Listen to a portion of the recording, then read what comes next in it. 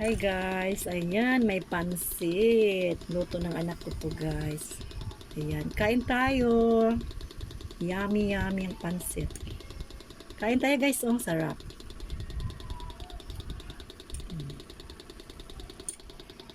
Merienda. Ang aga.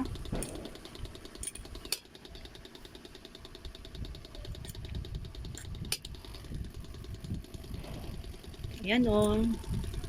Diba guys? Ganitong paggagawa ng pansit. Yummy talaga guys. Hindi siya masyadong maraming sabaw. Hindi siya lata.